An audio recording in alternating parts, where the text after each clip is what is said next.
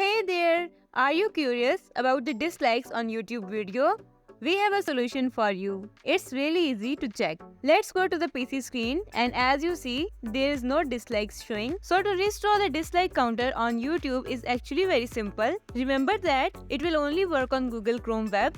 First thing we need to do is go to your Google Chrome web browser. I want to click on the extension icon in top right hand corner.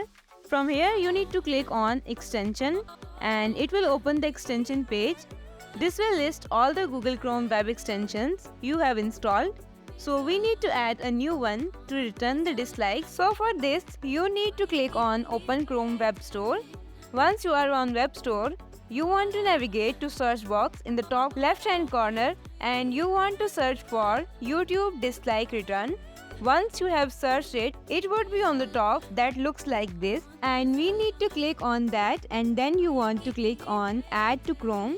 Then you need to click on add extension and here it's quickly install the extension to our Chrome web browser. Once you have done this, you can close all of your tabs and go ahead and start using your browser just as you normally would.